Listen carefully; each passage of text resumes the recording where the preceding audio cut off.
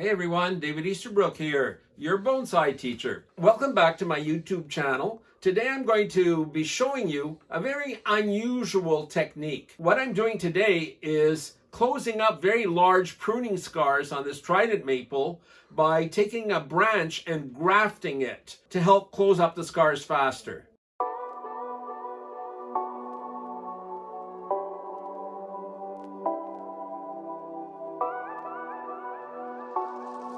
Hey guys, thank you for watching last week's masterclass. Took an amazing amount of time, 90 minutes. That's a long time to watch it. Even my wife can't stand looking at me for 90 minutes. I appreciate it. By the way, I have almost 50,000 followers on Instagram. So thank you very much for tuning in and watching me. So today we're going to start on this big old Trident maple. I only bought it about 5 or 6 years ago. It's got a big, honking big trunk, and it's taken a lot of work to try to transform it into a bonsai. I had to remove very many large, very extremely large branches and an overlarge top to create taper, especially here on the side. Saw off one side of the tree to create a large amount of taper. So what I'm doing now is trying to close up the pruning wounds faster. You can leave large branches, and they help the tree to scar up and to close up the wounds. But another way is to reduce the surface area of the pruning scar by actually grafting smaller branches or trees across the pruning scar, which will reduce it in half and help it to heal over much quicker. So that's what I'm doing today. So as you can see, I've got this branch from down below, a very thin, flexible branch. And what I'm going to be doing is grafting it across the middle of this pruning scar to close it in faster. It will pull in the scarring tissue at a faster rate. What we begin by doing is deciding where we're going to graft this branch. So I take a piece of chalk and mark where this one is going and over here. Okay. Now, what we have to do is this has to make a slot to get it in the pruning scar. So there's two ways of doing that. One way is to use a very fine, a little chisel, a little rounded wood chisel, and you can actually work out, make a little slot right there where the white is, and you have to get right down to the cambium in deep.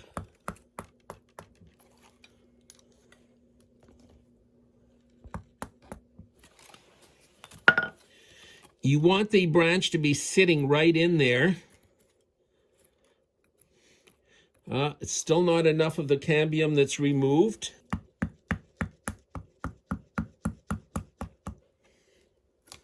And you get out the duff, the old, a minute, we need a bit more here. There we go. Okay, we've got it now. Cleaning it out here. Just a sec. We have to clean out the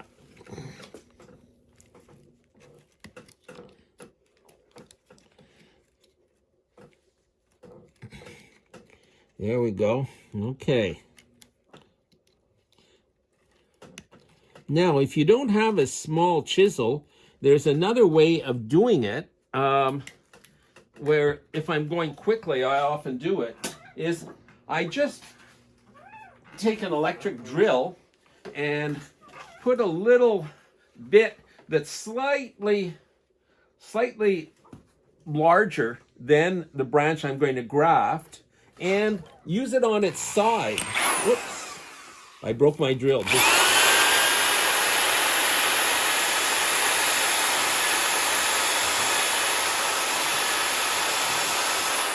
Okay.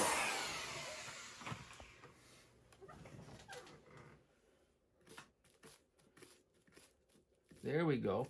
So you can see the slot it's made right here, okay, that we're going to fit the branch into.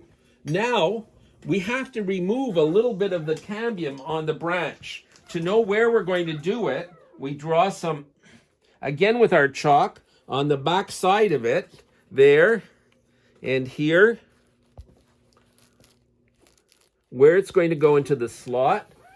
And then with a very sharp knife, you remove just a bit of the cambium. You have to get down to the green there. Make sure you don't cut through the branch completely. The back side, where it's going to be touching the cambium. Okay, here we go.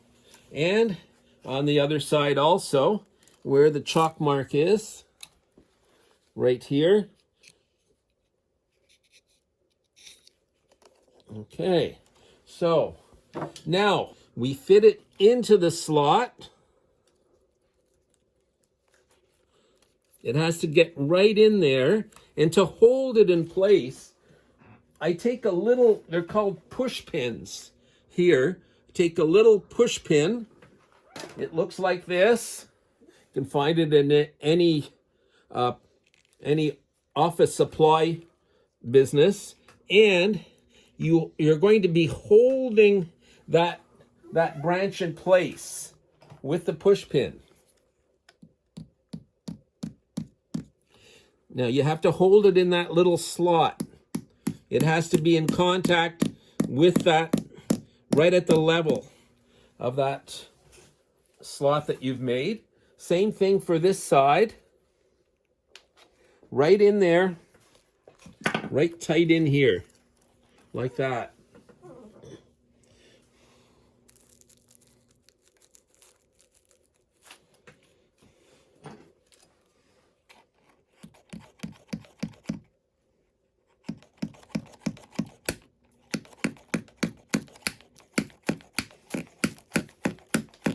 There we are. She's in. You don't want any air to get in there. You don't want it to dry out. So what I do is I take a little bit of liquid cut paste and seal it all up.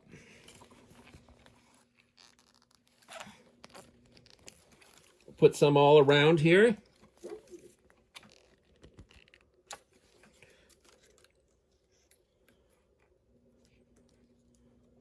Okay. This side is done. Now the other side.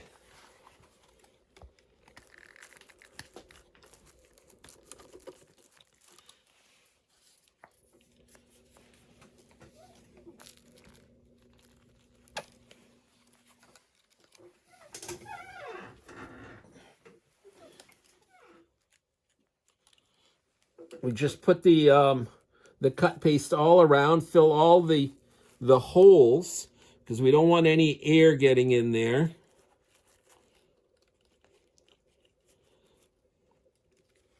And it's done. So now we'll know we've succeeded when it starts swelling there. Actually, you can leave it on for about a year. Then you can just take out the push pins. It should stay on. It should have healed over by then. And then this will start to flatten out. I think I'm going to put one more push pin in the middle to hold it tight to the dead wood here.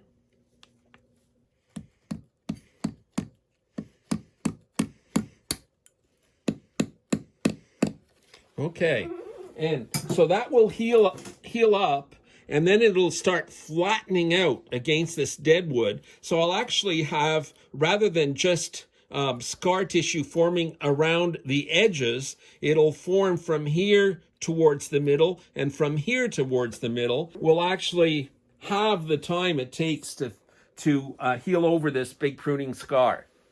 Okay, well, that's all for today. I will be grafting new roots on some Trident maples in the coming weeks, and some branches. So stay tuned for that. I'm sure you'll enjoy that too. Okay, just to recap, everyone, this is a Trident maple that I acquired about 6 years ago, and there's a lot of work left to do. As you can see, the new top will be this. This big cellophane ball here is actually, it's in the air layer that I'm doing, and I'm going to be removing all this big section. Why did I leave this big section? To thicken up the trunk between here and here.